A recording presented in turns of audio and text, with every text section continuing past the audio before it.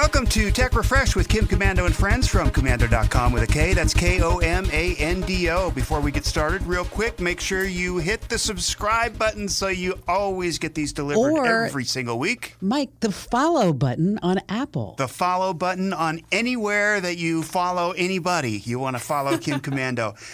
There's an old scam going around social media with a new name, and we've got that, plus the best ways to listen to audiobooks. And let's see, we start with the news as we do every week, and here's Kim. I was going to start with Trump suing all of big tech, but I decided let's not go there. Right. Instead, let's talk about something really important. For so many years, people have asked me, Kim, if I put my cell phone up to my head, will I get cancer? And I've always said the same thing. I had a friend of mine who was a brain surgeon over at Barrows, which is, neurological center here in Phoenix. And he truly is a brain surgeon. Many, many years ago, he told me that I should never put my phone in my bra, in my pocket, or hold it up to my head. And I said, why? And he says, well, we're starting to see increases of brain tumors on the right-hand side. And so that was the advice that I passed along, saying that this was a friend of mine who was a brain surgeon, and this is what he does. Well, news out this past week that UC Berkeley, they have some new research that actually says there's a strong link between cell phone radiation and tumors, particularly in the brain.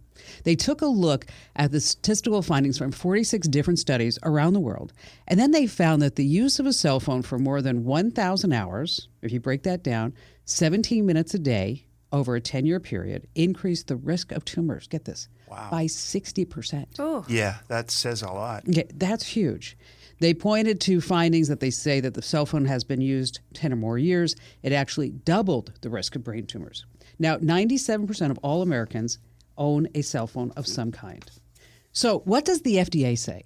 Okay, they say, to date, there is no consistent or credible scientific evidence of health problems caused by the exposure to radio frequency energy emitted by cell phones. A direct opposite of what the study says. Yeah. They also say that the FCC has set a limit on radio frequency energy that remains, this is the quote, remains acceptable for protecting the public health. Okay, so what can you do to reduce your exposure? Because obviously there is a strong correlation. So don't put the phone near your head. That's number one. You don't want to carry your phone on your body. Put it in your purse, briefcase, backpack. And I know I'm guilty of it too. We all put it in our back pockets, right? I mean, that's what we do. When you said bra, I thought, oh no, I do that sometimes in a sports bra. I was going down Piestewa Peak probably about 6 months ago, and a young woman was coming up, and she had her phone in her bra. And I looked at her, I said, you don't know me, and I don't know you, but that's the last place I would put that. And she was in her early 20s. She's like, oh, no, it's fine. I'm like, okay, just wanted to let you know. Use the speaker, put it on airplane mode. Now, this is also interesting. When there's only one or two bars that are displayed showing the strength and connectivity, cell phones will actually put out more RF energy to connect to the cell phone towers. So that's even worse when you have one or two signals. Because a lot of people say, oh, well, I only have one or two bars. That's not going to be a big deal. Also true when you're using your phone in a fast-moving car, bus, or train. Why? Because the phone is emitting more RF energy to maintain this connection as it moves from cell tower to cell tower. So bottom line here, keep your cell phone 10 inches away from your body. That's the rule. And what about for like Bluetooth? They say no Bluetooth and also maybe even a wired headset? Bluetooth is fine. You're not going to get the RF energy there. But I don't know. I'm still going to err on the side of caution right now because all this technology is so new. I really only use my phone in speaker mode. How about you, Al? I don't think about it much, honestly. I use my phone regular. I do it through my Bluetooth headphones sometimes, which I prefer just for convenience sake. But then my phone is usually in my back pocket. So I've got some habits to change. So let's keep on the subject of death because it's always a happy thing, okay? There's an online calculator that you can answer a few questions, and it will tell you whether or not you're going to die within the next 5 years. Oh, good. Okay. So would you use it, Al? Sure. I'm going to go up to my desk and use it when we're done. Mike? Sure, yeah. Okay, I did too. I did. The Good Doctors of Canada, they say that you need to be prepared for death. So it's the Respect calculator. It predicts your death within 5 years based on your decline in activities. Maybe you have some heart conditions or you're diagnosed with some other disease. Well, here's the deal. What they did is they really put this calculator out. So what they say is that if an adult child can plan when to take a leave of absence to be with their parent or decide when to take the last family vacation together, that you can go to this calculator and figure that out. Isn't the internet fabulous? How handy. It is so good. We're going to have a link to the calculator, I'm sure, over the weekend at commando.com, Al. We sure will. You know, did you hear the calculus teacher took the student's calculator away? Did you know that? Why? No, why? He was viewing graphic material. Yes. But I was thinking about this seriously, calculators. I think if my calculator had a history, it would be more embarrassing than my browsing history. I completely agree. Those are my most, when you think about someone looking at your search history, those are my most embarrassing. How do you spell? Some word you should know how to spell. Right. Adding up two numbers that I should be able to do in my head. I know, it's so crazy because you sit there like, you're doing percentages and you're like, okay, I used to be able to do that in my head, but now it doesn't either. Okay, one more story. Instagram, there's a new law that will jail influencers for secretly editing their lips, their boobs, their muscles to look better. That's right.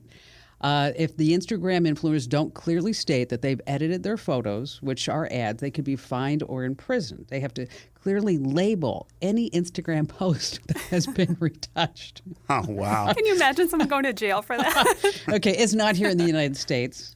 What country do you think? Somewhere in Europe, I would guess. Yeah. I don't know. Russia?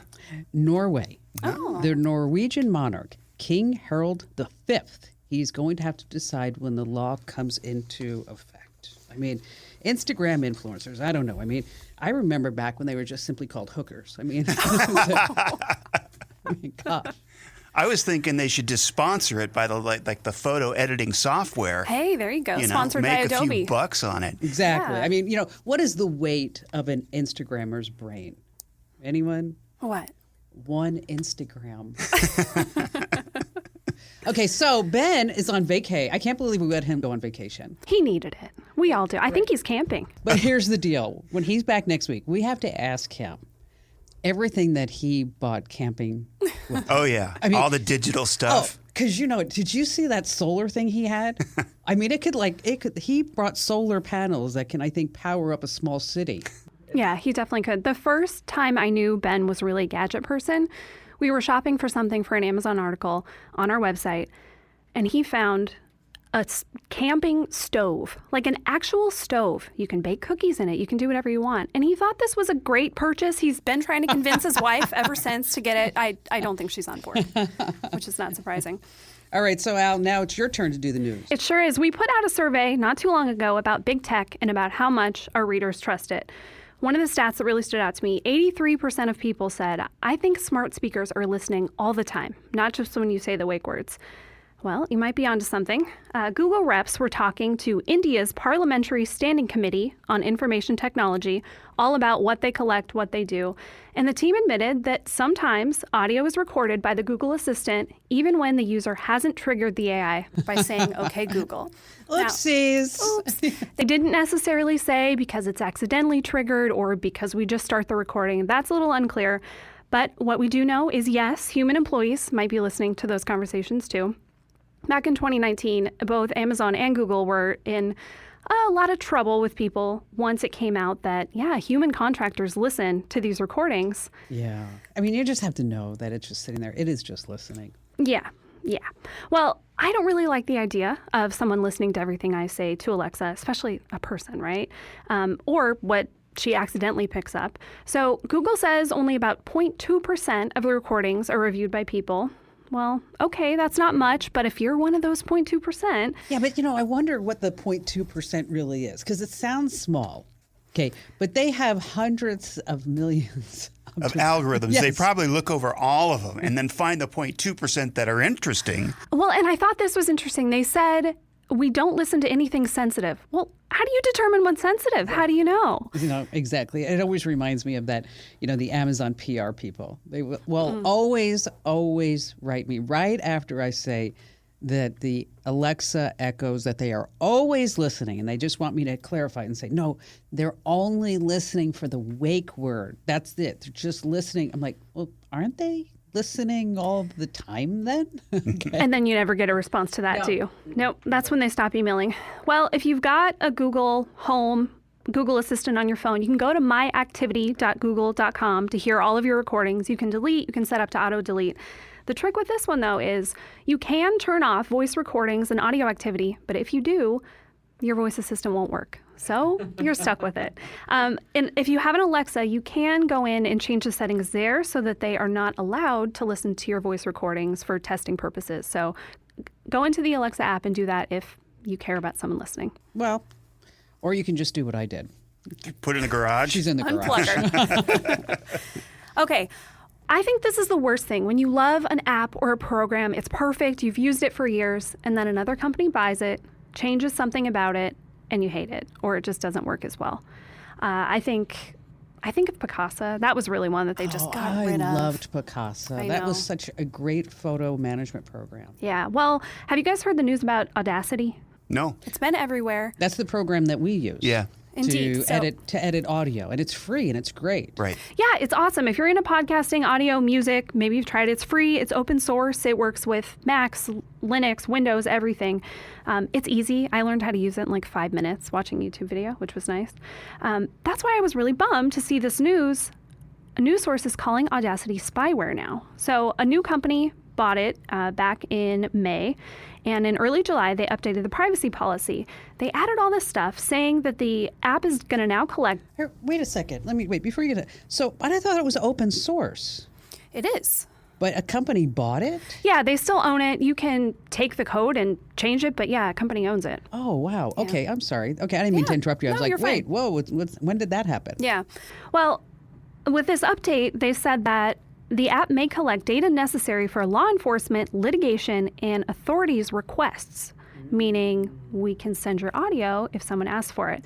Now, Ars Technica had a really great article, and they made a good point in it. Whether a privacy policy says it or not, if the police came asking for information on one of their users, there's a good chance that the company would turn it over anyway. And if not, the company might not last for long. Now, we know Apple has been famous for fighting this, but most companies, they're probably just going to do that anyway. But if this is editing software on your computer, how do they get copies of the audio recordings? That is a good question. I'm not sure. They must dial into your computer so they know what you're recording. Well, the things they do collect, their limited data collection is going to be things like your operating system version, your processor, your IP address, and then any error reports if you opted into those. So they say they're doing it because the new edition of the software is going to automatically check for updates and allow you to report errors. It doesn't do that right now. Right now you download it, you really don't have to give any information or really do anything, and it doesn't send much back. But it looks like they're planning to add some capabilities, so they want more information from you. Now, lots of news outlets went around saying this is spyware. They're going to send everything back. There was also a clause in there that they may share data with their main office in Russia, which people Of course they do. really didn't like. Muse Group, the new owner, they backtracked on a lot of this and said, you know what? This was bad wording. We're going to go back and fix it. We're never going to sell your information. We're not going to give anything out. So we'll see how it lands, but I think we're still safe to use Audacity. It just seems like everything's going back to Russia. I mean, if Russia were to attack Turkey from the rear, would Greece help? Oh, no. I'm sorry, that was a bad one. That was a good one. All right. We've been going for the last couple of days without printers here at the office. Exactly. Yeah, before we came down for the podcast, I was getting ready to print out my notes. And John said, wait, you can't print yet. I need to turn the spools back on. That's because there's a Windows flaw. It's called Print Nightmare. Bad news, as you can tell by the name. So people haven't been able to print for a while. That was really the fix for it. Turn off your printer spools. Well, there's a patch for it. If you've got a Windows 10 computer, go update any Windows computer. The flaw has been fixed, so get on it. Because it allowed hackers to get in and mess with network settings, all by this rogue print spooling function. Who knew? Who knew? So do you need to manually then update your Windows system? Yep. Yeah. Yep.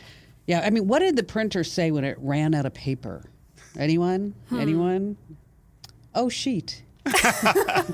You're on a roll today. Where do you find all of these? I don't know. It's just, it's just like They come to her. It's just I know. crazy. They remember. If you ever see that little light bulb above her head, because the pun just came to her. That's usually the 4 o'clock in the morning light. Oh my gosh, that is. In a few minutes, using email aliases. Also, there's a milestone just happened in flying cars we're going to mention in a bit.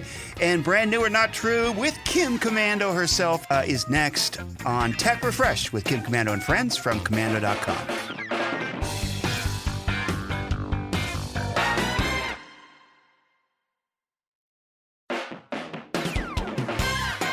Welcome back to Tech Refresh with Kim Commando and friends from Commander.com. Brand new or not true is just ahead. First of all, what about using email aliases? Yeah, if you've never used email aliases, you're missing out. There's 2 really great functions for these: organization and privacy. First, what's an alias?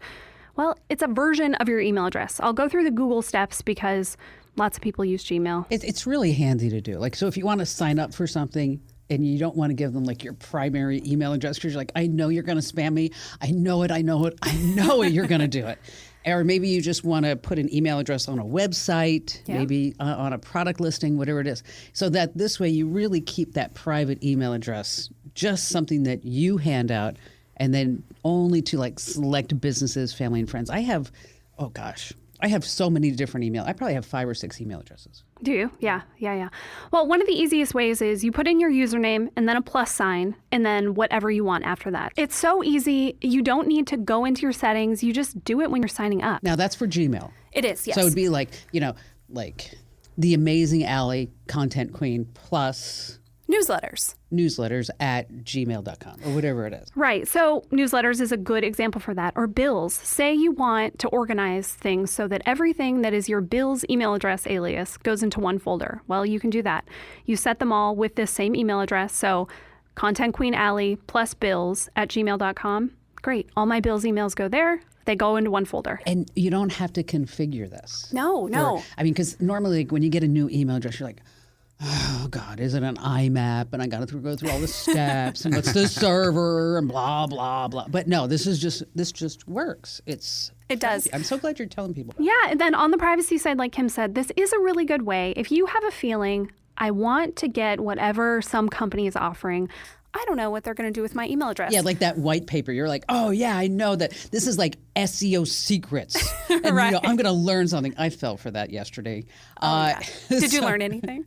No, I didn't. I was so disappointed. But if you had put in Kim Commando plus SEO secrets at gmail.com, great. Then you know if you get any emails to that email address because they gave away your email. And then you could just wipe it out. Just remove it. There you go. I love it. It's a great tip. I started doing that. I think, Kim, you talked about this a while back, and I started doing it for real estate stuff. And yeah, everything goes in. It's a junk mail folder. I just don't even look at it. Or, you can, like I say, categorize for. So like is your email address things. like, Mike, the real estate mogul? It's not even my real name, actually. Oh, really? It's like Scott Forrest because. It sounds like a porno guy. I'm Scott Forrest. No, it's actually I got a big tree. It's Scott Forrest Investments. So should have said that It at the sounds beginning. legit. It does. Yeah. Anyway, Sorry I went there. I shouldn't have done No, that. it's exactly. It's just one of those shows. It is. That's okay. It's time now for America's newest national game show sensation where you can play and guess is it brand new or not true. Every week, literally thousands of new products, sites, apps, and services are announced in the technology world. Some destined for greatness, others not so much. Well, when playing Brand New or Not True, we're going to present you, the home listener, with 3 products, sites, or ideas. Now, we want you to guess and play along. 2 of these products are going to be fake. 1 is real. Kim and I are going to guess. Allie's got the products. What's the theme? Boy, oh boy, it's drones. Okay, Drones. good one. Drones. Okay. Product 1, there are a lot of drone apps. And a lot of them cover pretty boring stuff. Airspace rules, conditions that tell you when you can fly, traffic alerts, rules, dimension rules, there's a lot of rules. But if you are an artistic drone owner, there's Drone Eye. It's an app that shows you where to find the most beautiful shots in your area. Drone Eye's gallery is all user curated and includes the best places to shoot video and take stills in about 150 cities across the world. You can add to that count by uploading your own recordings along with the coordinates to help other pilots navigate to that beautiful spot. Drone Eye is ad supported and it's free to use. Awesome. All right. You want to know something funny when you were mentioning that? So Ian is hanging out in Beverly Hills with his friend Max this past week. Max is a very talented filmmaker, and he's 20 years old. When Max started getting into film, they came over to the house, and Max was dressed. I think they were 10 years old. They had some video project they had to do. And Max came over dressed like Alfred Hitchcock. With a little bow tie. Yeah. And he had all the paraphernalia. I mean, this was real. And I looked and I said, Max, you're like really dressed. All the other kids are like wearing like, Under Armour t-shirts and, shorts. And he's like, no, when you're filming, you have to be a professional. Wow. All right. So Max and Ian are having a great time in LA. And Max brings his drone because now he's going to NYU Film School. I have to show you this movie that this kid did about New York. It's fabulous. You'll love this, Alec, because you lived in the city. Yeah. So they bring the drone into Beverly Hills. And so Max puts his drone up, and he's got his license, and because he wants to get some shots of LA and everything. And then Ian was telling me that they went over Walt Disney's house that is now owned by a Chinese billionaire. Okay. And up on the screen, Max, it says no fly zone, no fly zone. Oh. Okay, so he's not allowed to do that. So they said, you know what? We'll go to Jeff Bezos' house. Okay, so they take the drone up. Ian told me they take the drone up, and he's got these like 12-foot hedges all around the property. They take it up, and Max is like waiting for it to come up to say no fly zone. I mean, this is the world's richest man, worth $221 billion or some number like that I saw today. And he goes up and he's flying into the backyard. He keeps going. He keeps going. And then all of a sudden, he sees on the ground is like a security guard yelling, saying, "Get that out of here! Get that out of here!" So Max is like, "Oh, crap." And so he, takes the drone out. But you would think like Jeff Bezos would have a no-fly zone. You would think. Yeah, somebody overlooked something somewhere. All right, so Drone Eye, that's what made me think of that story. Drone Eye, that's number one. Okay, what's Product number two? number two. If you are sick of taking beautiful photos, videos, flying your drone, why not train your drone to do some tricks? Well, really, you're training yourself. The Drone Racing Obstacle Course from Eagle Pro gives you a whole new use for your drone. The kit includes 3 plastic hoops. They're about 25 inches wide. Each one sits on 2 little plastic feet, so you can set up a course anywhere you like. You can use them inside or outside. The materials are all crash safe, so if you crash your drone into it, you're going to be okay. The setup just takes a few minutes. All the pieces snap into place. It's compatible with any drone, 15 inches wide or smaller, and the 3-pack will cost you $29.99. Okay. All right, product 3. The worst part about owning a drone is crashing, right? You can throw away a lot of money with just one accident. The propellers are one of the most fragile parts, so why not upgrade to a set that won't break? Most propellers are made from carbon fiber, reinforced composite, something like that. If you have a lightweight model, though, you can give the Flyability rubber propellers a try. Crash all you want, and they won't break. Each blade has undergone a precise dynamic balance test. There's less flight noise, lower power consumption, so that means your drone can fly longer. And if you do crash, hey, at least you know your propellers won't break. I said lightweight, and that's because right now these rotors only work with models like the DJI Mini and smaller. One set will cost $19.99. This is a tough one. They always are. Because I think I could see all 3 being true. Right? Ooh. And if it's not, we always talk about these opportunities that we've lost out on over the years. Yes. Our next one. This might be something. All right, so what do you think, Mike? Well, let's see. Well, the 3 products, the Drone Eye, the Drone Racing Obstacle Course, and then the propellers that won't break made out of plastic. Great products, as always. I'll start with the Drone Eye, best places to take pictures for free. That sounds like a really viable product, but for some reason I'm going to say that's not true.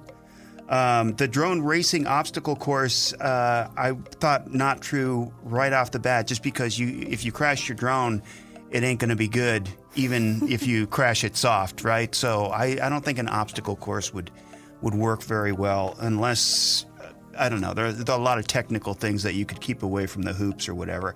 The propellers that won't break for $19.99 for small drones made out of plastic and balanced and everything. I think that's a pretty cool product. I think a lot of people would like that because the propellers are what you're mostly replacing when you do crash. So I'm going to say that's the real product. Okay, I don't agree with you. Okay. I like the Drone Eye app because I could see that because if it doesn't exist, it should. Okay. Because there are those apps that you can fire up to give you the best Instagram shots. So why wouldn't there be that app? Why wouldn't there? The obstacle course is interesting to me because of drone racing. And a lot of people are getting into drone racing. The propellers, I think that would be too hard to get. I think as far as the propellers go, they have already the propeller guards, and they work fine. Because I know this because Barry crashes them all the time. So I think I'm going to go with the Drone Eye app. The Drone Eye app. That's a good one, yeah. Okay. All right. First up, okay, which one did neither of you pick? Drone racing obstacle course. Nobody thought the obstacle course was real. Well, that's the real product. Oh, crap.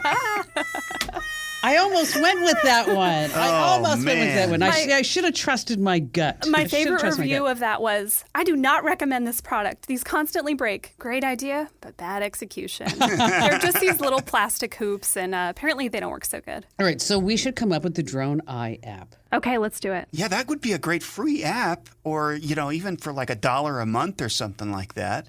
Another app that doesn't exist that should exist is that when you're driving around Beverly Hills, Los Angeles, and Ian and I have done this, is that there's a woman on the side of the road off of Sunset near UCLA, and she sells star maps. Yeah. Okay, and I talked to her. She's a little cray-cray, and she says that her father did the first map, and she is the legacy, and Michael Jackson would come over and tell her hello, and the map was like $12, but then she charged a tax, and if you wanted the other map, anyway, by the time you get done, you're like $20 for this stupid map, okay? But beforehand, I went online. I'm like, Ian, there's got to be a GPS app to show you like where all the stars live. There isn't. I am shocked that doesn't exist. There is no app. There was no app. Okay, so the rest of this week, we can crank out 2 apps, right? Yeah? Yeah, sure. It's we got a couple of days. Well, we have that show we have to do on Fridays. Oh, dang it. So might be just a little bit longer than that. Okay. Kim, thanks a lot. We'll see you next week. What do you mean you'll see me next week? Are you trying to get rid of me? Yeah, no, you'll see me later on today. 1,000 things to do. Well, for the podcast is what I'm saying. Well, and for everybody else, don't wait a whole week. Make sure that you listen to the Kim Commando show. And the Commando community, be a Commando community member so you can get all of behind the scenes stuff. And go behind the scenes, because I'm telling you, if you're missing out on Mike's fun facts... It's during the show, right, Allie? Yeah, and also They're Allie's so joining us behind the scenes, Yeah. and Ben is there doing another product review of some sort. So you're really, truly missing out. Stop ghosting us. All right? Here's what you do: you go over to getkim.com, sign up now while you're thinking about it. You get 30 days free, right? And after that, it's just a couple of bucks a month. We are worth it. And we've got e-readers we're going to talk about, audiobooks, what's free, what's not free. Also an old scam going around with social media and a new name. It's Tech Refresh with Kim Commando and friends from Commando.com.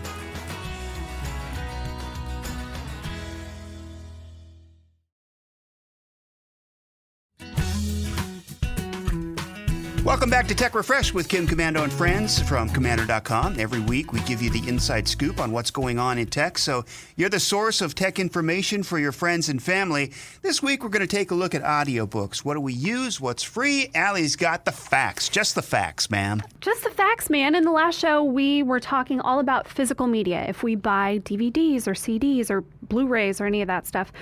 And I kind of just talked about books because that's the only thing I still buy in physical form. And Mike, we started talking about audiobooks. I thought it was a good week since Ben's not here. He's not much of a reader, but we are. So I think we should get into it. Now, I brought up audiobooks and I promised I would tell you some actually affordable ways to get them. Audible, that's the big name. It's not cheap. You can try it free for 30 days, though make sure you cancel if you don't want to keep it. After that, For one book, it's $14.95 a month. If you want 2 books, it's $29.95. That's pretty expensive, right, for 2 books? And the credits expire after a year if you haven't used them, and they expire when you cancel. So it's kind of a use it or lose it situation. Well, wait a minute now. If you don't buy something one month, but you want to buy 4 books the next month, is that? Yeah, you can save up your credits, but no credit will carry longer than a year. So you have to watch that. Scribed is a little cheaper. That one is $9.99, and you get unlimited books. So that's better.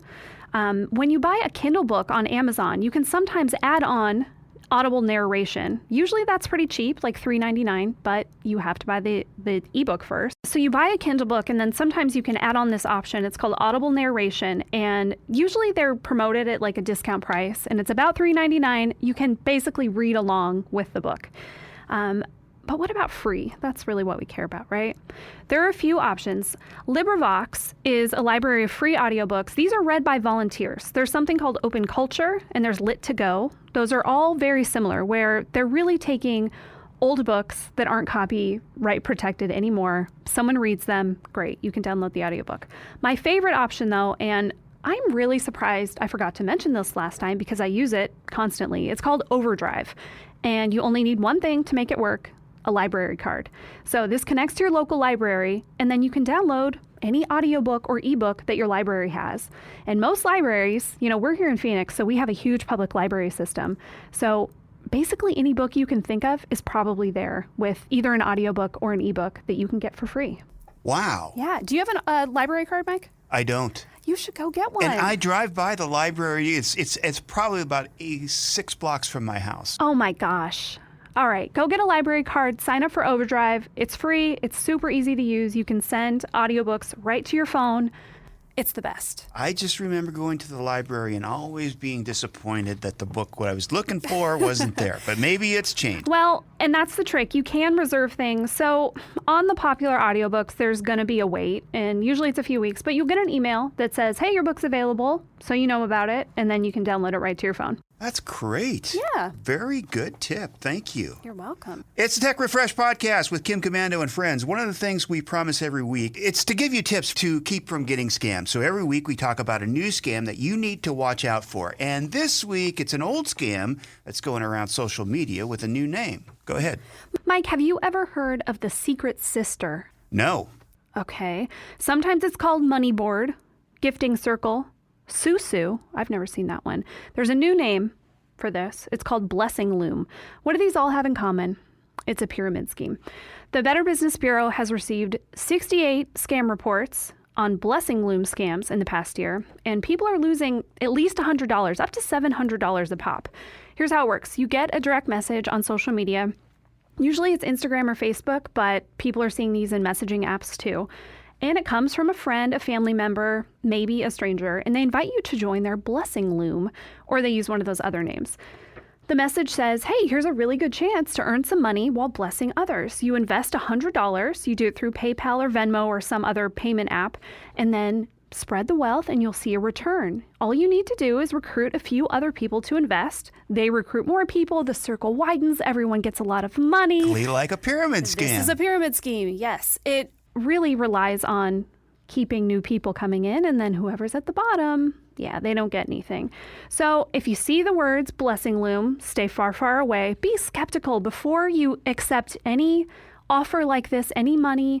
Do your research. These things have gone viral and gone around forever and ever because they work. Make sure you monitor your friend requests. Don't accept a request from somebody you don't know. And be careful if you see a second friend request from someone and you say, I think we're already friends. It's very likely a fake profile trying to fool you into thinking that it's that person. So no Blessing Loom for us. Watch out for that. That you said that's email, text, anywhere? Mostly social media. Okay. Messaging Social media. Yes. So Mike, if you have $100 to lend me, I can give you a good return. Well, you have to ask me in WhatsApp because I know that now. Perfect. All right. So, maiden voyage of a new flying car. Well, it was a major milestone. We'll talk about that next. It's Tech Refresh with Kim Commando and friends on commando.com.